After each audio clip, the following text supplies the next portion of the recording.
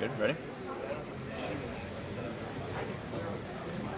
Good morning and welcome to the UFC 227 official weigh-ins. I'm Mark Raymundi for MMAfighting.com alongside my broadcast partner this morning, the one and the only David Doyle. Dave, good morning. How are you? It's Dave Doyle to you, pal. You ever hear me call myself David Doyle? Is that a no-no? That's a big no-no. But yeah, no, I'm doing great. How you doing, Mark? Looks like we're about to get started here. But I apologize for calling you David. I'll let it slide. It looks like we're about ready to go. The scale is being teed up by the California State Athletic Commission officials. It is the beam scale today, not the digital scale. And the beam scale has been used the last few events, and coincidentally or not, no weight misses the last few events in the UFC.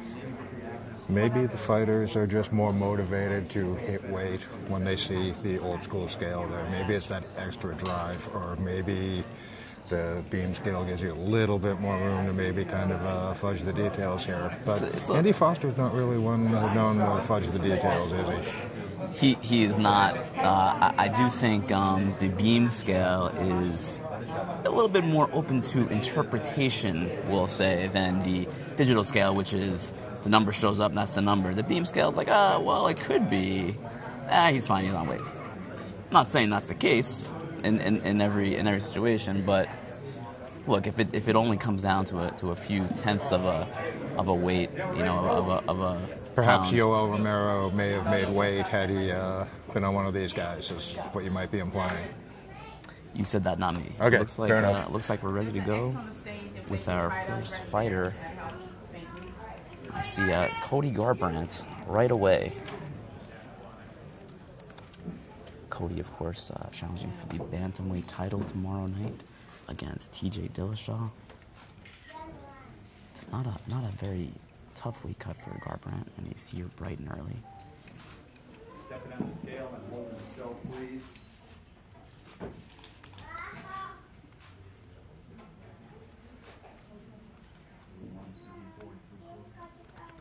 $134 3/4.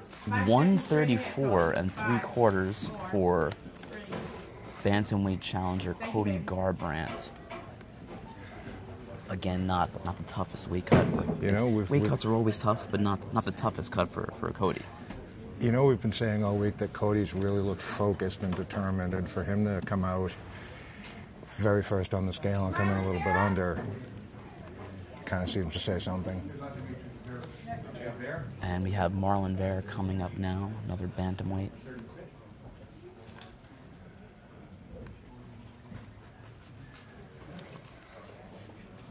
Bear is in the UFC Fight Pass opener against Waliji Buren tomorrow night at Staples Center.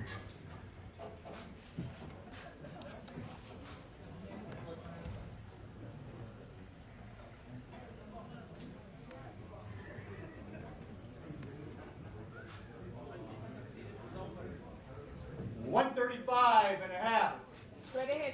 135.5 for Marlon Vera. Thank you, baby. What was that weight, John? 35.5.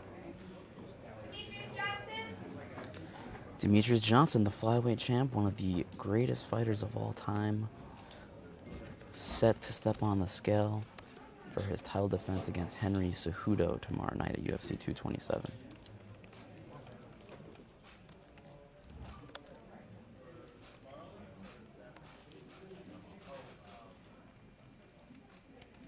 $125. 5 seconds. 125 on the nose for Mighty Mouse, Demetrius Johnson. Easy peasy for the Mouse.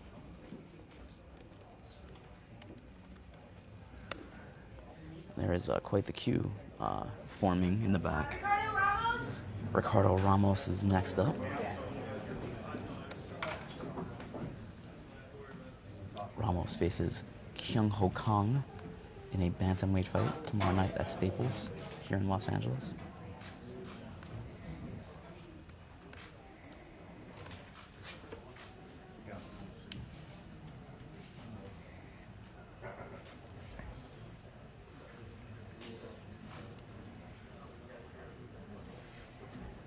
$135.5. 135.5 for Ricardo Ramos. Over God. 35.5 down. Ramos has not fought since knocking out Ayman Zahabi last year at Madison Square Garden with that incredible spinning back elbow knockout, one of the best knockouts of 2017. Brett Johns stepping into the room now to weigh in. Johns faces Pedro Munoz at UFC 227 tomorrow night. That is a bantamweight bout. A lot of bantamweight bouts. In fact, the entire FX prelims tomorrow, all bantamweight bouts. 135. Big night for 135.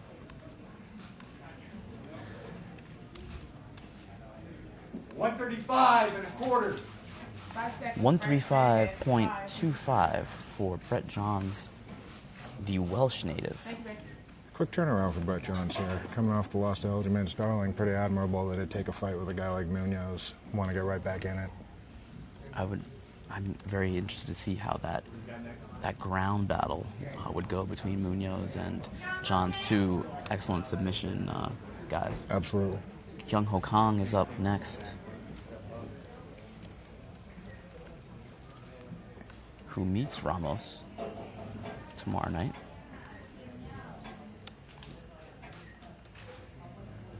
He's won 3 in a row. 136. 136 for Kang.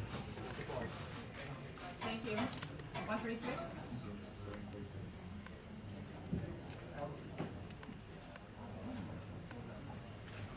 Looks like J.J. Aldrich is queued up next to weigh in here in Los Angeles.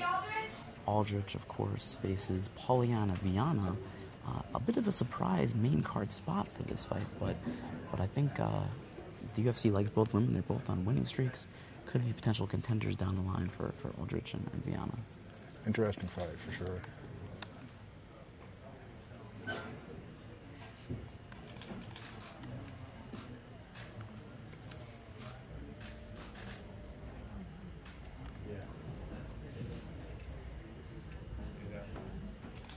$115.75. 5 seconds, JJ. Straight ahead. 5, 4, 3, 4. Thank you, baby. Talked to Aldrich yesterday, very interesting. She was on Team Joanna Jędrzejczyk on Tough, but trains with Rose Namajunas. There's certainly some conflict there for Aldrich. A little bit of a balancing act for her, for sure.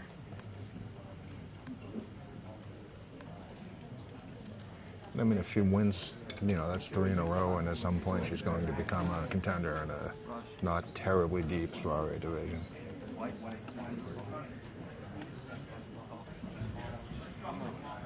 see Thiago Santos getting set.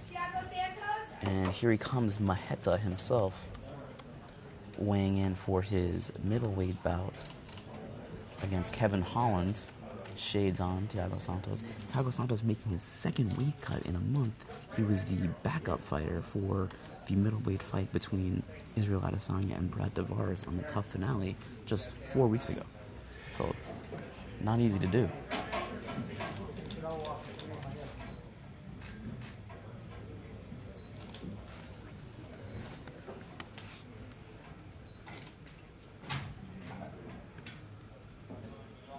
$185.5. 185.5 for Santos.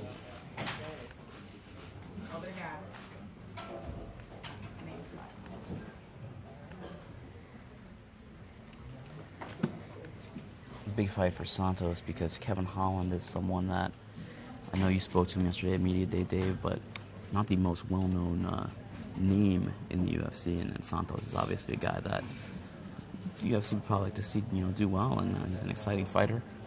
Well, Kevin Holland is has a reputation as a banger himself, and Santos does as well. And this is obviously a big opportunity for Holland to show whether he's ready for this level. But that fight certainly seems like, not one that's destined to go the distance. Polyana Viana coming into the room now. Of course, she's fighting J.J. Aldrich on the main card tomorrow night at Staples Center. Someone that the UFC is very excited about in the women's 115-pound division. On a winning streak, has an exciting finish already under her belt in the UFC.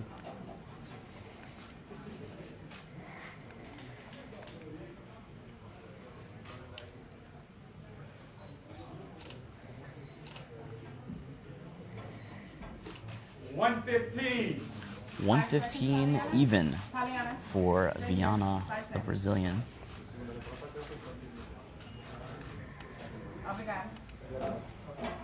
It'd be our first official fight, both competitors weighing in. We're moving on pretty nicely right now, Dave, but I'm So afraid far, so good. Well, that I'm afraid to usually- jinx that because that happens pretty much every early weigh-in, and then there's always that The break. stragglers afterwards. Looks like Oh, we still have. yeah, there is a cue that we can see. It looks like Danielle Taylor Right. is up next. Los Angeles' own Danielle Taylor. And of course, Taylor meets Zhang Weilei, the Chinese prospect, in a 115-pound fight tomorrow night at Staples Center. I'm not going to claim to know a bunch about her opponent, but Danielle with a win here would 3 wins out of 4 puts her right in the mix. Danielle Taylor, of course, a Los Angeles County Sheriff's deputy. Great story in the LA Daily News this week by our friend Brian Martin about Danielle Taylor. Brian Martin's one of the good ones.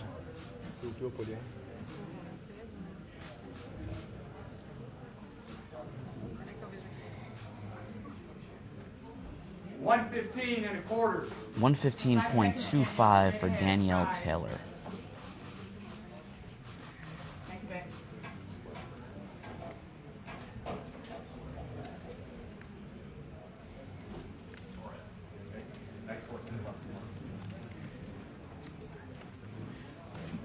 Somebody else?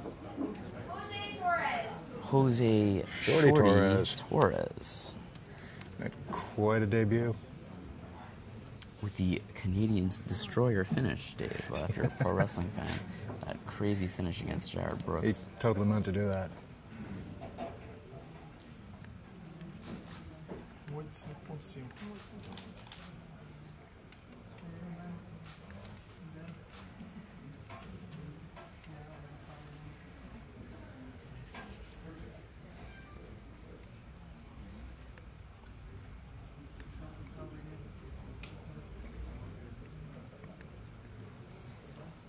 $125. 5 seconds. 125 for Jose Torres, the former Titan FC flyweight and bantamweight champion. It was interesting that Demetrius Johnson name-checked Shorty Torres the other day. Maybe he's not quite on that list, but that tells you what people at the top think of him and his potential. And certainly if he wins this fight on Saturday against this man, Alex Perez, he will kind of put his name perhaps in on that ranking list somewhere. Absolutely. In that mix. It's a consequential fight on the Fight Pass prelims. Perez did miss weight in his last fight, so it's interesting to see what comes out of this here. 126 on the nose. 126 for Alex Perez. That fight against Torres in the flyweight division is official. That's the Fight Pass featured fight tomorrow night. Should be a good one. Should be a scrap. Amber, you can just mention that extra one.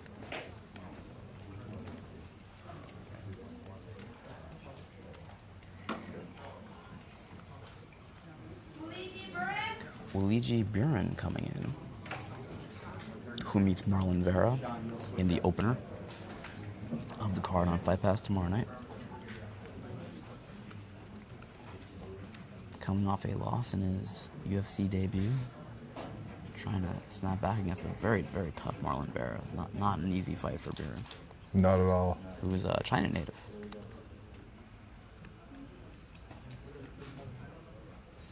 135 and a half. 5 seconds, Luigi. 5. Thank you. 135 and a half. 135.5 for Buren. 135 and a half is correct. Thank you. Looks like another Chinese fighter is up next. Weili Zhang.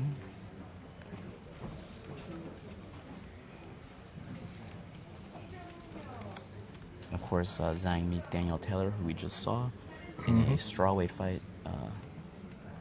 Zhang, if you look at her highlight reel, it's pretty impressive. And this is her first fight in the United States, and maybe she hasn't fought the toughest competition, but she's someone to watch out for, certainly.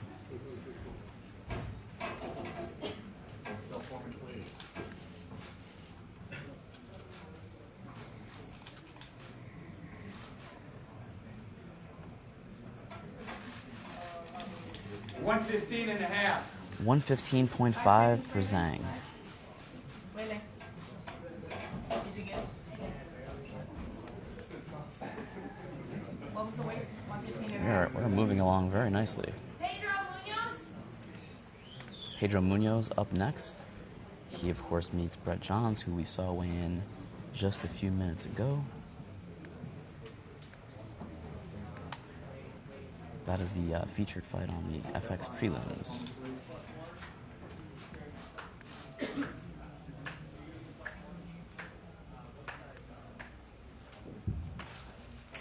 $135. 135 even for Pedro Munoz. That's potential to be a hell of a scrap right there.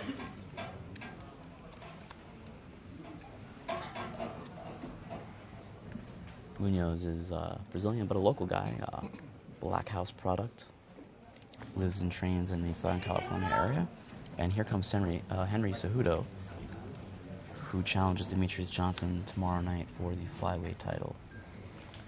Olympic gold medalist Henry Cejudo.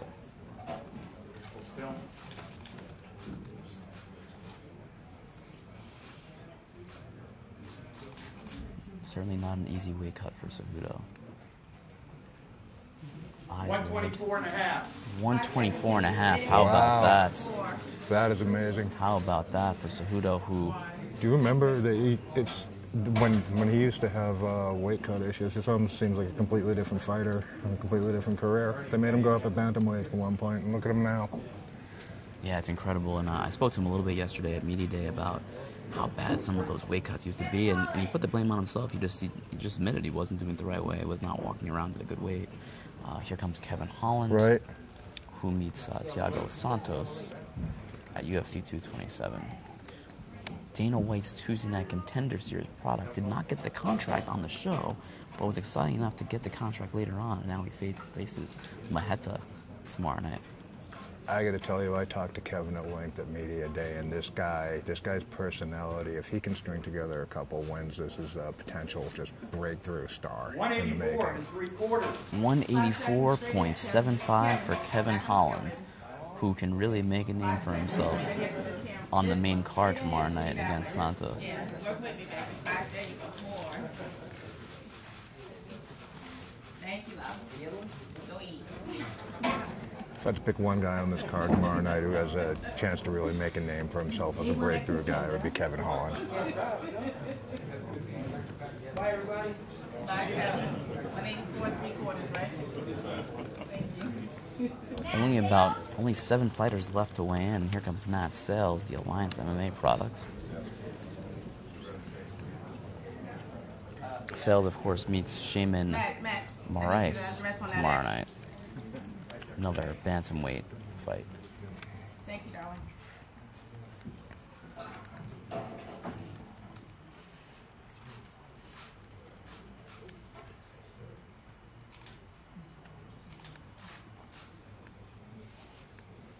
$145 3/4. 145.75 for Sales. Thank Another one of those Contender Series alums. 3 of them on this card. 3 of them total. Not taking too much time for that show to make its impact. And all 3 are from this season too. Right. Which is, right.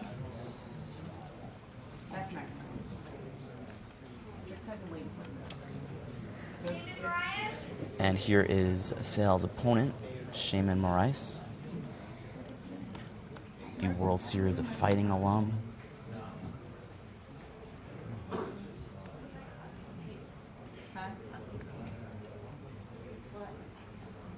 Morais has 2 losses in MMA. One of them is to Zabit Magomedsharipov. The other is to Marlon Morais. Not too bad. Not Either too of those shabby. fights are, yeah, you don't hang your head over losing to those guys. 146. 146 for Shaman Morais.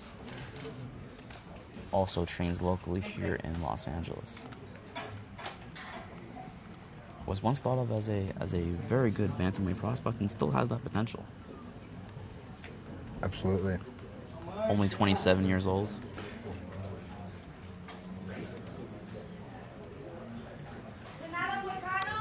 Renato Moicano, another main card fighter.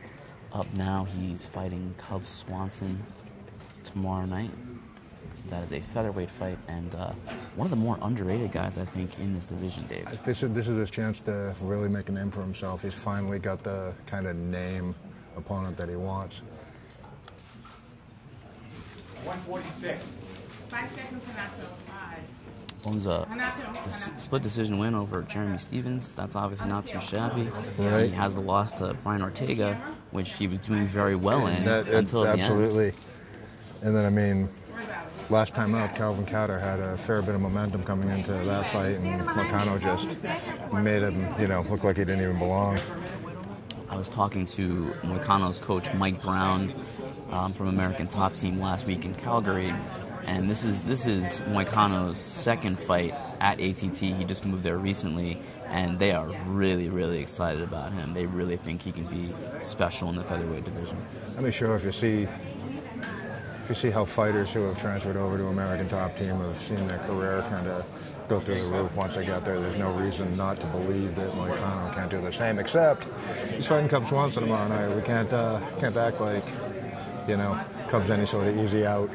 Certainly not, and it's like, even when Cub Swanson is on a losing streak like he is now 2 in a row, he still always seems to get the toughest guys in the division every time out. It's crazy when you look at that guy's resume over the last, going back to WEC, when he fought Jose Aldo. I mean, the guy has fought almost everyone in that featherweight division. Yeah, I can't recall Cub Swanson ever turning down a fight.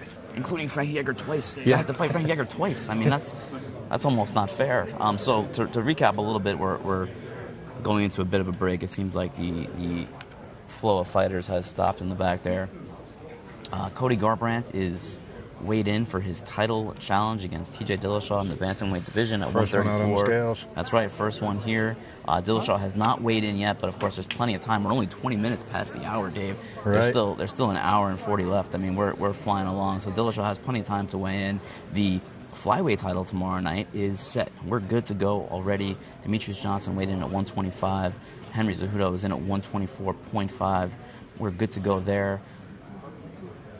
The only other person on the main card outside of Dillashaw is Dillashaw, who did not weigh in yet, is Dillashaw's training partner, Cub Swanson. He's still yet to weigh in. In addition to those two, still waiting for Ricky Simon, Montel Jackson, and that's it. I mean, we're only 4 fighters away. I'm gonna knock on wood over here from this official weigh-in being over, but so far so good. So far so good, and I mean, if you're if you're a fan who, I think nowadays fans kind of wait until Friday to see what happens before they hit the purchase button on the pay-per-view, right? And if you are, pretty much not to knock anyone else, but in terms of matches the fans are paying to see, TJ Dillashaw is pretty much the only one left here. Yeah, and we've never seen, again, for many of these guys, it's never an easy weight cut, but we've never really seen TJ Dillashaw in any kind of danger. Also, I mean, he's a guy that is confident that he can make 125. So right. It stands to reason that he would. Again, it's never easy. Let's call it like we see it here. It's always a hard weight cut for many of these fighters, but it's not an But it'd be overly hard one. Sure. It would be Sure. very surprising if Dillashaw missed. And same thing for Cub Swanson.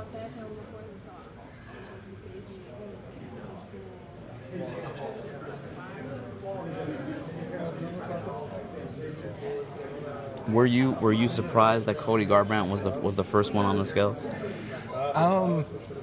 No, in hindsight, just because again we've going all the way back to like the media day that we had on Monday. Cody has just seemed focused. His head seems clear. We didn't see nearly as much. It got a little testy at the open workouts, but we didn't see nearly as much of the trash talking and goading as we did the first time around. So if we're going to play armchair psychologist here, like what you take out of that between that and Cody being the first one out and even being under the weight limit, if you're going to play armchair psychologist here, like Cody looks like he learned all the lessons he needed to learn from being embarrassed by TJ and then the last fight.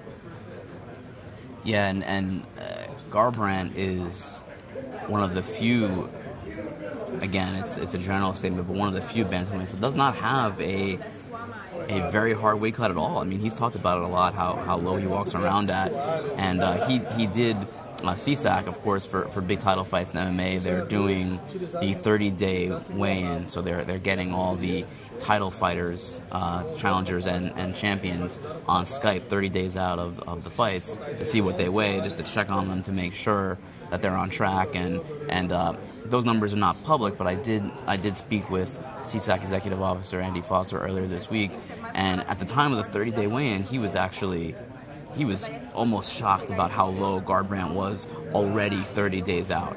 Garbrandt walks around almost. He's probably walks around at the same size as a lot of flyweights, and certainly much lower than a lot of bantamweights do. So when he says he can make the 125-pound division again, I don't know if I want to advocate for that, because that you don't know what he would be at that weight. We know how great he is at bantamweight, but it's But certainly. I mean, the mere fact that Cody was the first one to put the idea of going down to flyweight and challenging TJ out there. No one really. He wasn't prompted to go say that. He was the one who decided to put that idea out in the public space. So if he wasn't reasonably confident that he could make 125 without killing himself, you don't think he'd come out and make a statement like that unless he felt he could back it up. Yeah, and honestly, I'm not a huge advocate for Dillashaw or Garbrandt moving down. Sure. To fight Demetrius Johnson. What I would love to see, and I would also understand why Demetrius Johnson wouldn't want to do that, I would love to see him move up, because that doesn't mean we're going to get a depleted bantamweight fighting in the flyweight division. It doesn't mean we have to see one of these guys go through a tough weight cut to fight Demetrius Johnson. It means we're seeing Johnson go up in weight to face a full-strength version of a Dillashaw or a Garbrandt. That would be my preference. And again, I understand why Johnson doesn't want to do that, because unlike many people in his division, he really is a true flyweight. He really is. I mean, he's not a tall guy. I believe he walks around at the most high 130s, very low 140s. So it would be almost no cut to get to bantamweight. And we've seen him in the bantamweight division before. A lot of the guys are bigger than him.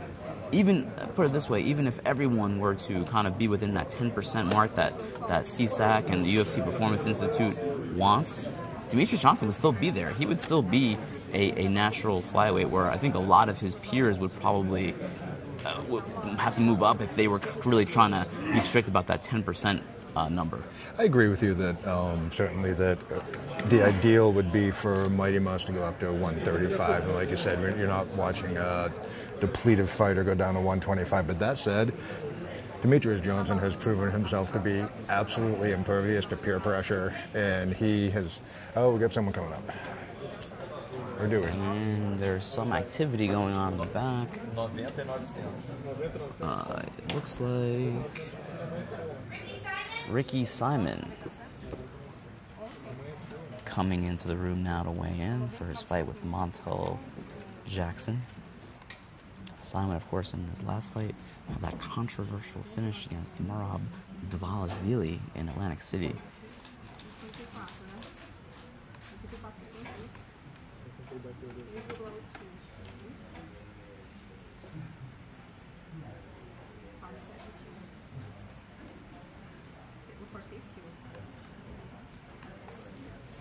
$135.25. 135.25 for Simon. And one, thank you.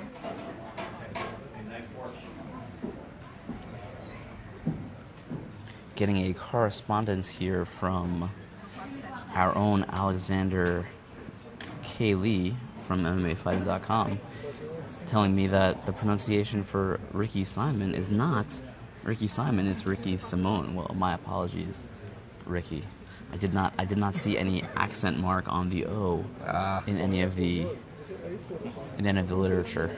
Well, that is Alexander Lee, once again proving why he is the greatest Canadian journalist in all of MMA. Whoa, and I think that if a man a few seats down from you named Daryl Helwani might take umbrage with that.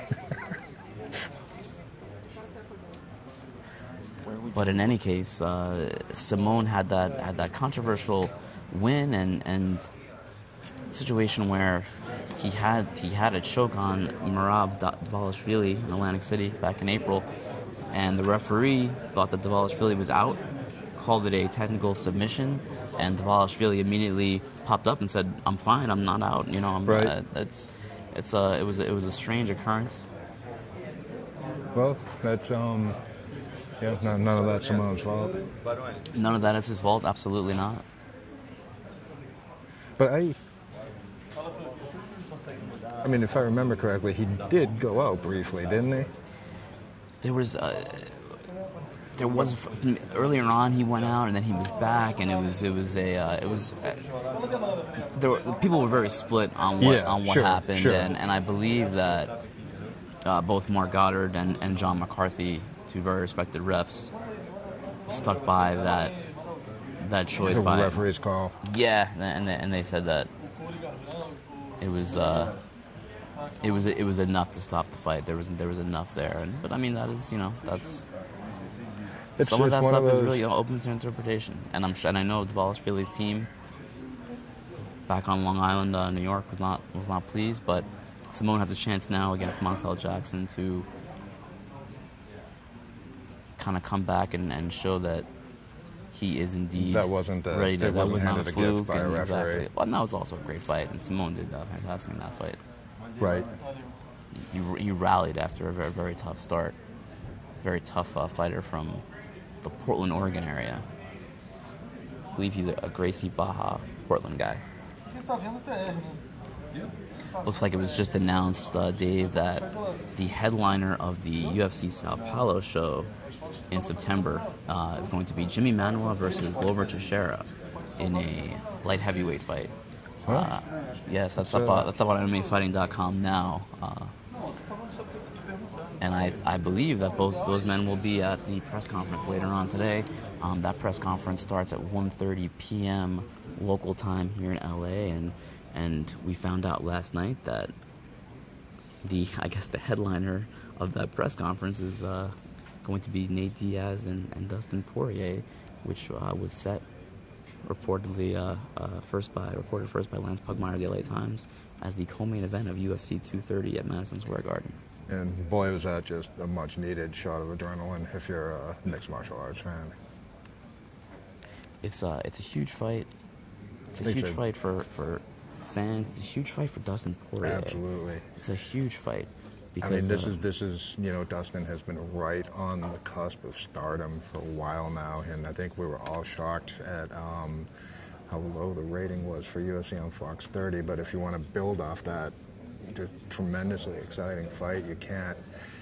Nate's going to bring a huge audience in with him because Conor McGregor helped make him a star, and if he can finish a dude in Nate who hasn't fought in 2 years, that's kind of the final step towards building him to, if we're following things kind of logically, linearly on paper here, like winner of that against the winner of Conor against Khabib, and you've got yourself just a monster fight set up into next year. Yeah, it seems like that's what they're going for, and I think it's a clever bit of matchmaking, and it's not the first fight that I would think that Nate Diaz would want coming back, and Right. you know, But when has Nate Diaz ever, stepped away from a challenge? I have a feeling that Nate Diaz is the kind of guy who watched that Eddie Alvarez fight last week in Calgary and said, you know what, Dustin Poirier is going to come out and he's going to throw, and that's the kind of fight that I like. Let's go and do that. And I would not be surprised if had Alvarez won. I would not be surprised if it would have been Alvarez Diaz in that same spot. I bet the winner of that fight was probably, if it was an exciting enough fight for Nate's liking, probably that would have been the fight. And that's a great co-main event. We don't know what the main event is going to be for MSG just yet. Of course, that's November 3rd in New York, but a damn good co-main event, one that could be very, very crucial to the UFC's, like you said, the UFC's future going to 2019. It could set up the next star to face either Nurmagomedov or McGregor, and we don't know when that fight will be just yet. We don't believe that they're going to be at the press conference later on today, although you never know. They could surprise us, and Conor and Khabib could be there. Would be a hell of a scene if Conor and Nate Diaz were on the same dais. Yeah, absolutely. And I don't know, just like I said, it's a little bit of a breath of fresh air, and it kind of seems like we're coming out of the desert here, so to speak, after some of the underwhelming business UFC has been doing in recent months. We'll see if it comes together. But right now, its indications certainly seem to be that they're heading that way. Just to recap while we have a break here, still waiting on TJ Dillashaw, Cub Swanson, and Montel Jackson to weigh in officially for UFC 227 tomorrow night in Los Angeles. Everyone else, good to go. No drama, no weight misses, and the remaining 3 fighters still have plenty of time. Hour and 27 minutes, yeah, to be exact. Yep, almost a full 90 minutes to get down here in the fighter hotel and weigh in. Do they get 2 hours if they miss weight? Our esteemed videographer, Casey Leiden, asking do they get 2 hours if they miss weight. That's a good question, and my immediate answer to that is in California, I do not believe so. I believe that if you miss weight during the early weigh-ins, during the 2-hour window, that's it. I don't believe it. I don't believe there is an allowance in California, which was, of course, the originator. Was not the first state to do the early weigh-in, but was the first state to have the idea to do it.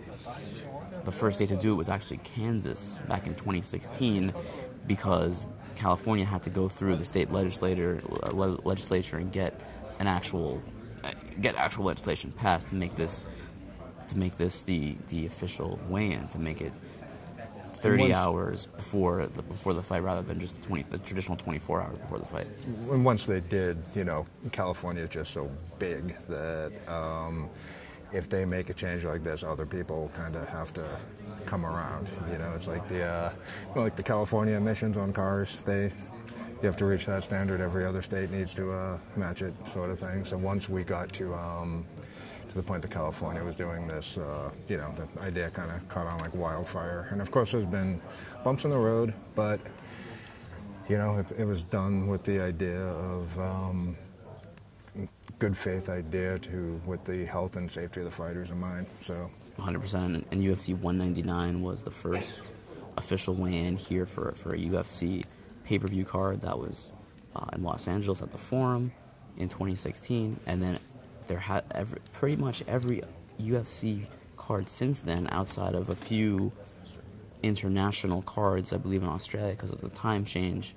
Just about every card has been the early weigh-in, and credit to the UFC too, because the UFC regulates themselves in international destinations on foreign soil, so to speak, and they've pushed for it, and UFC executive Jeff Nowitzki, who is not just, by the way, the liaison between USADA and the UFC, he's also been a huge proponent of the early weigh-in for the last 2 years, and I know there has been some, I guess, controversy with weight misses in the early weigh-in recently, a good amount more, triple. So let actually. me ask you, Mark, since you're kind of known for this as your beat.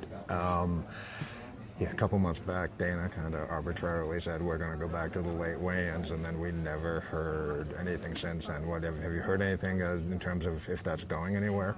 I know that it's a constant discussion, and I know that for obvious reasons, Dana White wants to go back to the old way because the numbers were saying that triple the amount of fighters were missing weight.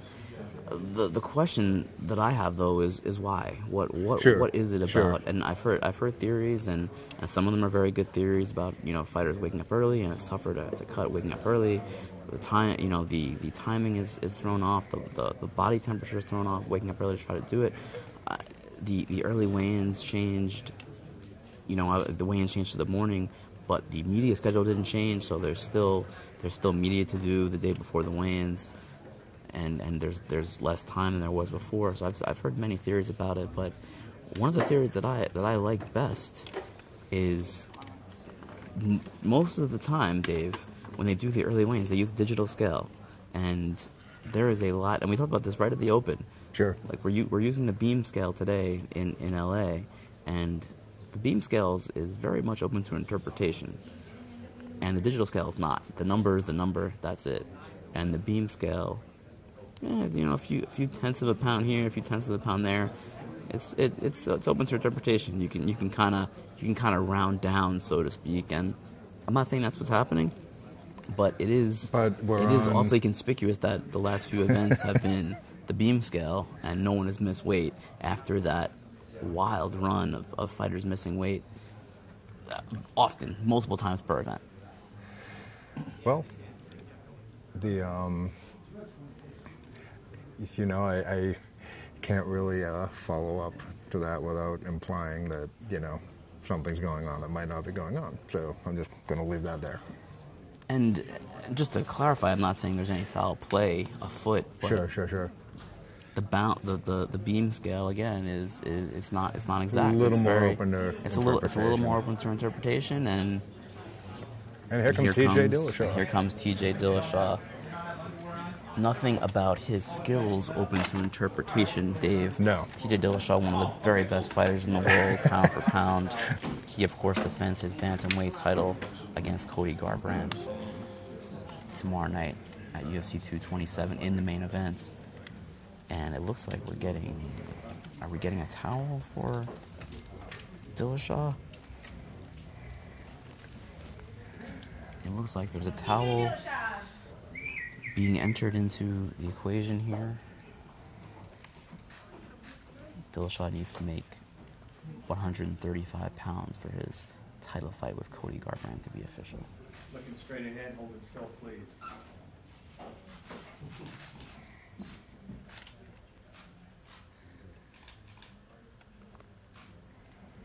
$135. 135 even for TJ Dillashaw.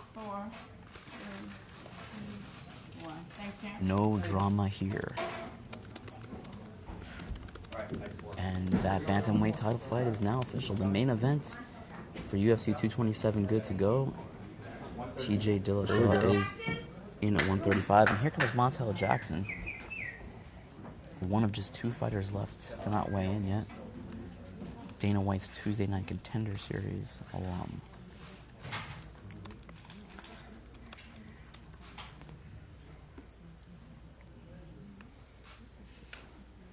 $136.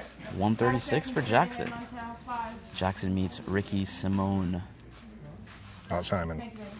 Not Simon. Ricky Simone on the FX prelims tomorrow night. So we are just waiting on Cub Swanson. 1 fighter left, and I don't mean to jinx it, Dave, but I believe that the record, and maybe Casey can clarify this. I believe that the record for official weigh-ins is around the 52, 53 minute mark for the fastest ever. Yeah, but once you actually talk about the record, it's never going to happen. Actually, Casey's saying that I'm jinxing the record. Anyone that mentions here. the record, it would the weigh-ins go to about 4 or 5 in the morning. Casey is saying that we're pretty much going to be here until the start of the UFC 227 prelims tomorrow. Because now I've mentioned the record. That's all for Cub Swanson. It's kind of like when a pitcher is throwing a perfect game. You don't talk about the perfect game that he's trying to throw, and I just talked about the perfect game. And now Cub Swanson, who knows when he's going to weigh in? He's going to weigh in at 10:59 and 59 seconds. You just did the equivalent of Lewis and Ngannou. No way it's going to the judges. That's what you just did. Congratulations. Casey, and I'm not sure if you guys can hear Casey, but he's basically saying that I jinxed the UFC 227 early weigh-ins the same way that I jinxed Francis Ngannou versus Derek Lewis. Did you jinx that fight? I jinxed it, then I had to do a damn shoey because I was so certain that fight would be a finish and it would end in the first round. And Chelsea from the UFC PR staff handing out water. Body armor. Thank you. Body armor water for UFC sponsored body armor. It's very warm today in this room, and it was warm yesterday in the media day room. Maybe that's why because everyone's hitting weight. It's about 1,000 degrees. I'm about to hit weight. I think myself. I've been sweating since the start. You, don't straw weight this time around? Yeah. All right. Let's dial it back a little bit now, Dave. So the reason why it's been so hot in this room, in the media day room yesterday, is because the media rooms are sharing a wall with the fighter workout room, and the fighter workout room has to be warm all the time because they're cutting weight, and it's on the same circuit as the air conditioner for this room. So yesterday at weigh-ins, yesterday at media day, today at weigh-ins, pretty warm. It was. For us. This has been my bike to work week since I lived down the street in downtown LA, so I was already a little sweaty before I even got to the media day, and then I looked just completely unprofessional and soaked through in my shirt while I was interviewing fighters. I'm sure I presented a very professional image. You know, here I was thinking that you were just all sweaty, excited about UFC 227, and now you're telling me that you biked here, and it's been unseasonably humid uncommonly humid in Los Angeles the last few weeks. I'm not sure what's going on with that. It's that whole global warming thing. I'm not sure if that's a real thing, Dave. I don't know if that's a real thing. Oh yeah. Fair point. I heard somewhere that it was a hoax. It's a hoax. I'm not sure where I heard that, but that's what I heard. So just to recap, everyone, we are waiting on one fighter from UFC 227 who has not weighed in yet. That is Cub Swanson, who is facing Renato Moicano on the opener of the main card tomorrow night at Staples Center. Everyone else has weighed in. Everyone else has weighed in successfully, including the two headline title fights, TJ Dillashaw versus Cody Garbrandt for the UFC bantamweight title, Demetrius Johnson versus Henry Cejudo for the UFC flyweight title. They are all good to go. The entire prelims are good to go. We're just waiting on one man, Cub Swanson, who is TJ Dillashaw's training partner down at the new training lab in Orange County. Those two guys have, and also training with Aaron Pico, so another notable name at that newish camp down there. And these guys, every time I talk to one of them, they continue to bring up Sam Calavita, their strength and conditioning coach, and what he's been able to do for them from a science perspective, and it's completely changed their entire routine, their entire nutrition, and they just keep raving about this scientific approach to training. And Henry Cejudo, who's not training with Sam Calavita down in the training lab, has also said he's brought a lot more science into his training, more science into his nutrition. And I asked Cub Swanson about this kind of evolution in MMA training, and he really believes this is the new way to do it. But the one thing that he said is that MMA is advancing, and it's advancing past the judge's understanding of MMA a little bit, and that was a criticism that he had yesterday at media day, that the fighters are better than ever, the technique is better than ever, the athleticism is better than ever, but the judging has not caught up to that evolution. What do you think about that? Do you see that too a bit, Dave? That's a great question, and I admittedly haven't spent much time pondering that, but we're not the ones who are sitting there cage side, right? Who have to make those snap decisions on the fight. It's easy. It's a very easy position to second guess, and you know, other than, I mean, yeah, there are occasional obvious suspects that when they're on the card, you're like, oh boy, this is going to be an adventure tonight, and perhaps the commission should do a better job in turning over some of the lesser performing judges. All in all, I don't know. I don't really think it's that bad. But if they were to, you know, if we were to overhaul, I mean, you would need to have the ABC basically like come down and take a comprehensive look at what's being scored and how and why and whether or not to make those changes. And I think, you know, supposedly we've liberalized the scoring system in MMA, and even that seems to be all over the map. So I think I just had a long-winded way of saying maybe Cub Swanson's right. Maybe I'm not comfortable flat out calling the judges bad because they have a tough job in a rapidly changing sport. But you know, that said, I mean, every aspect of their sport should be improving as we go along, from the fighting to the coaching to the nutrition to the judging to the officials, and you know, I don't know, maybe Cub Swanson to something.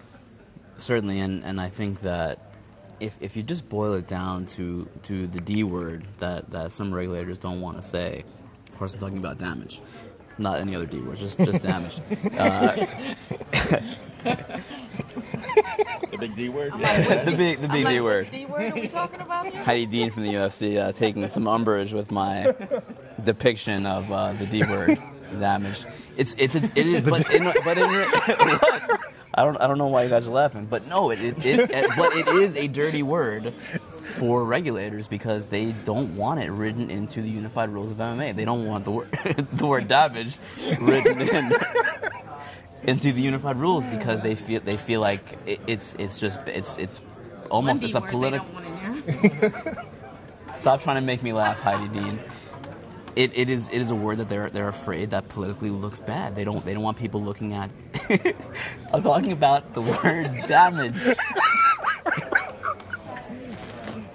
I'm here trying to be a professional. You started it. You can't say the D word. Especially around females. And Well, this UFC 227 official Wayne broadcast has gone off the rails.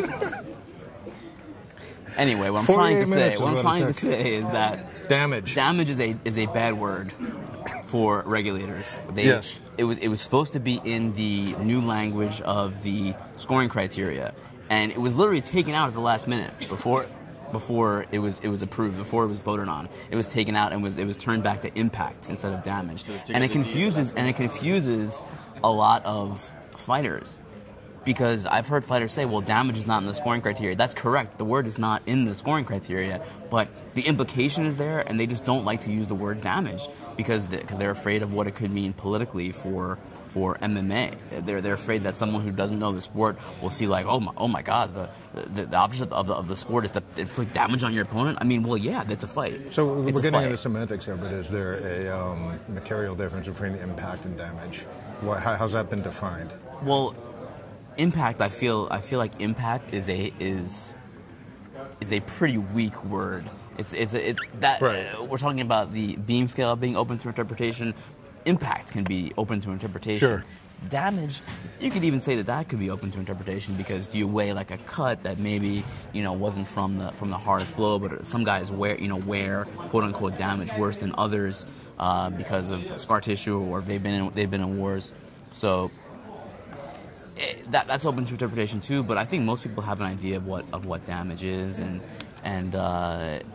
there's still a huge lack of understanding of what the scoring criteria is and what judges are looking for, and not just among fighters and not just among fans, but you can tell certain events, and on the prelims, maybe it is the most experienced judges, maybe they're not quite up on the criteria in that way too. Some commissions that are not one of the more mainstream commissions like the Nevadas, the Californias.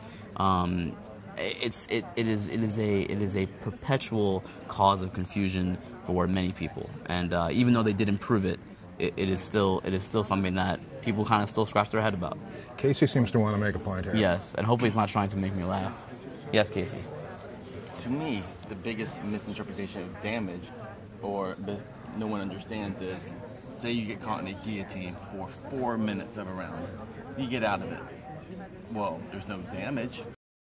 There's no impact. Right. But you've been losing the round damage. convincingly. So if you get punched 2 times, but you get the other guillotine for 4 minutes, well, you took more damage. You got punched. But right. Clearly, you won that round. So that's why I think when I see bad judging, it often comes down to guys fighting out of submissions for a long time that don't get any credits.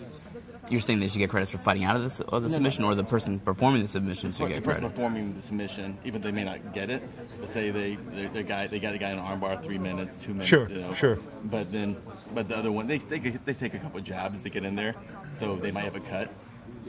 But so that cut is damage, and I feel judges don't count me almost choking you out. I don't mean to put you on the spot here, but was there like a recent fight that kind of comes to mind that? There's been a lot, but I can't. Yeah, sure. You see that round in your head, though. Sure. I can't find it in my head right now, but.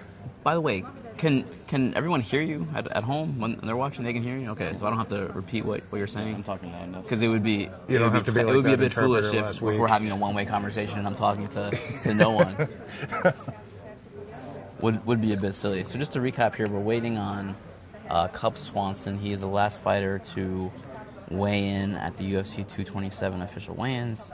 Our 2 title fights are official: Dillashaw versus Garbrandt for the bantamweight belt, Demetrius Johnson versus Cejudo for the flyweight title. Still plenty of time for Cub Swanson to weigh in. It's only 9:53 a.m. local time, which I believe that is around the record for official weigh-in speed. So we're not going to break the record today, unfortunately. Of course, we're not. It's my fault. I know I jinxed it. And it's fine. Cub is exactly the type of veteran competitor who could have this very well timed. Like he's going to use all 2 hours to. Not that he's having trouble making it, but has it timed in such a manner that he's going to take advantage of the entire window. Certainly, you know? and that's well within his right. There's no rule saying you have to be here right at 9 a.m. I mean, that doesn't exist. I mean, if you need the full 2 hours to weigh in, you can take the full 2 hours. I think that from what a lot of fighters have said is they want to get on the scale as early as possible and just get done with it. Start the rehydration process. But everyone is different. Everyone has their own mechanics. Everyone has their own technique to weight cutting. And Cub, like I said earlier, is trying to be as scientific as possible with his weight cut. And yeah, maybe that is just that's part of his process. And honestly, on most weigh-in days, we wouldn't even look at this as being late necessarily, right, because it's because usually of people trickling in throughout the course of the entire 2 hours. But in this case, we just happen to get everyone except Cub, and therefore we have an unusual preoccupation with Cub right now. Yeah, you know, Cub yesterday. It was interesting. He was talking about, like, regardless of what happens tomorrow night, like, he'd be interested in the Jose Aldo rematch after all these years. That the timing just might be right to get back. You know, those who were around during the WEC days will remember Jose Aldo hit him with just a ridiculous flying knee right out of the gate in their fight, and that was what propelled Aldo into his WEC title challenge with Mike Brown. I don't know, just the geeky, long-time hardcore fan that's still in me somewhere, like, very excited about the idea that almost a decade later that the time finally might be right for that, and that, it would still be a consequential fight in its own regard. Well, yeah, what's amazing about that is both fighters are still relevant in the same division that they were in way back then in WAC. It's amazing. It is truly a testament to not only how good they are and how good they've been, but also just their durability and their resilience and their ability to hang in there. Cub Swanson has gone. He's been a fight away from a title shot. It feels like for the last 4 years. Sure. He's been right there on the cusp. One win away. You could argue that he probably should have gotten one in one of those wins. Sure. Didn't quite, the timing just wasn't right for him. And it really is such a timing sport. It really is. You just never know when the time falls right for you and you get a title fight, and you can do everything you can to deserve a title. And if the timing's not right, you may not get it. It may go to someone else. That person might win the belt. You may lose your next fight, and it never happens. It's a crazy sport like that. And in Jose's case, obviously you can't put him right back into a title fight. There's not much of a clamor after him losing 2 in a row to Max. But I mean, exciting win like that over Stevens. If he beats Cub Swanson again, for someone who this time last week he was openly talking about retirement, it really is amazing just how quickly fortunes swing in this sport. Last week in Calgary, it was kind of the feel good moment of that card when Aldo won the way that he won. It was just a fantastic finish, and to show the chin that he still has. I mean, we know how hard Jeremy Stevens hits, and he absorbed those shots and came back. And I almost feel like, and I haven't spoken to Stevens about this yet, but I almost feel like it was a bit jarring that Aldo was able to absorb those blows and continue walking him down. It looked like the Aldo of old. It felt that way. And for him to come out and deliver that nasty body shot, it's not just that Jose Aldo recovered from that initial beating and won the way he did, but he did it in turn back the clock, just vintage Jose Aldo fashion. And it's again, I think, I don't want to say we all counted Jose Aldo out, but there was the feeling like he was on the downside. So for him to just produce a magical moment like that really was something special. Well, I mean, it's like you lose the 2 fights to Holloway.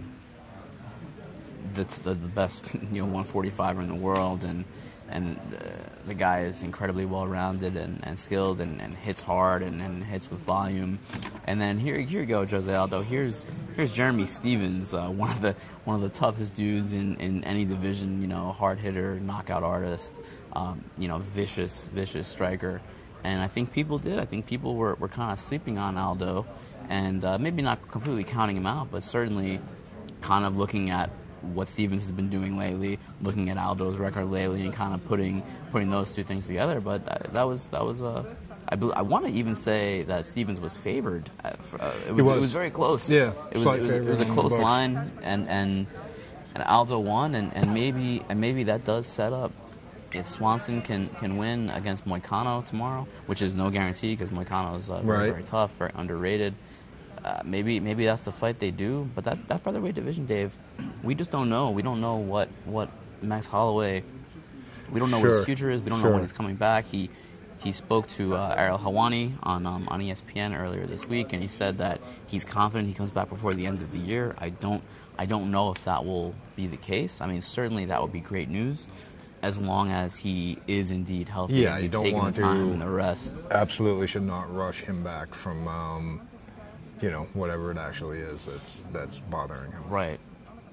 Here's Casey again, who's very talkative this morning. He must have had some coffee. We got an hour here. We have an hour to wait for Cub. We don't know if he's going to take the whole hour. Oh man, now he's taking. He's right there, just looking at us. Now he's taking the whole hour. He's probably listening. He's probably listening to our official weigh-in broadcast right now and saying, you know what? Let's make them wait in that hot room for another hour. Mm-hmm. I saw Cub unplugging the air conditioner. Look, that would be pretty legendary if that were the case. Already one of the fan favorites in MMA, one of the more exciting fighters. But if you were to do that to the media, that would really cement that legendary status. Here's my question: everyone wants DJ to go back to bantamweight. Everyone? Well, everyone. DJ doesn't. I don't know if everyone wants that. All the fans. Everyone in a loose term. As media, we want it just as a storyline. Sure. But where do we really rank right now, DJ, at bantamweight? Because when he left the bantamweight division, he was definitely a top 10 bantamweight, arguably a top 5. But we would never say he went the distance with Cruz during Cruz's. But it was a dominant. Yes, it was pretty dominant. It was. He beat Miguel Torres in a very controversial decision. I thought DJ deserved that, but you were the only one for the MMA decisions then. Was I? Yeah. Well, all 10 media had it for Torres, including me at the time. It was a very competitive fight. So, but why do we want DJ up at bantamweight when we know he's not the best bantamweight? That's why I'm confused. Because if he wins tomorrow night, he's essentially cleaned out his division for the second time. And I can understand why fans are getting a little bored with it. So we're bored at dominance. Like we were bored at Anderson Silva. When Anderson Silva had his run, It's the sort of like, division was look, boring. It was for a bit, and then it turned around with the Vitor Belfort knockout. It turned around with Chael Sonnen because Anderson had that foil, someone who there's that absolutely who promoted right. the fight and who said ridiculous things and hyped it up. And I mean, he said that Anderson Silva sucked, which Anderson Silva is at that point the greatest of all time, and Chael Sonnen said that he sucked. So it was so outlandish at that time for someone to say that, and they built the fight, and it was finally someone for Anderson to really.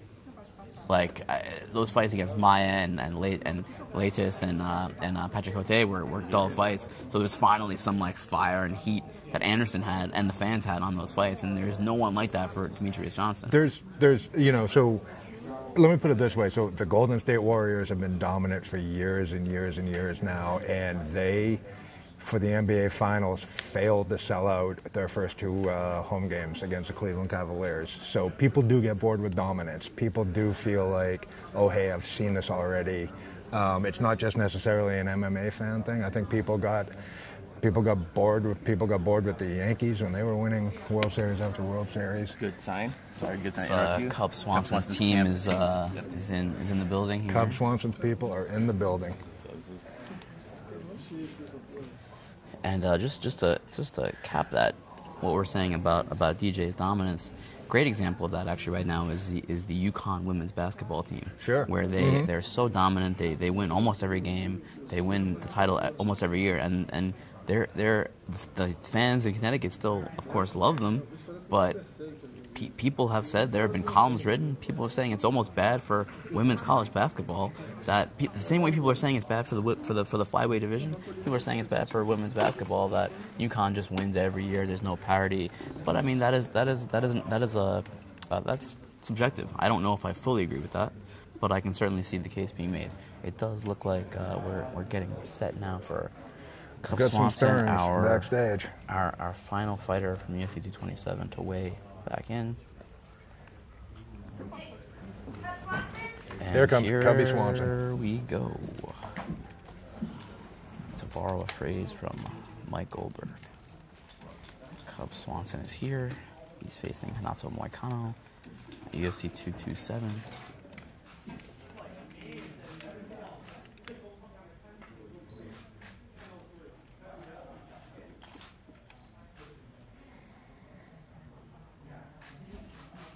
$145.25. 145.25 Cub Swanson, and that is it. Every single fighter for UFC 227 has made weight. A clean, drama-free morning here in downtown Los Angeles. Of course, it's going to be a busy day after this. Just in a few hours, about 3.5 hours, there is that press conference. Is it at 1:30 local time or is it 2 o'clock? 1:30 our time. 4:30. 1:30 local time in California. There's a press conference to promote all of the big upcoming fights in the UFC. We found out last night, initial report by Lance Pugmire, that Nate Diaz and Dustin Poirier will be in the main event of UFC 230 at MSG. They will both be at the press conference later. But for UFC 227, we're all good. We're all set for tomorrow night at Staples Center.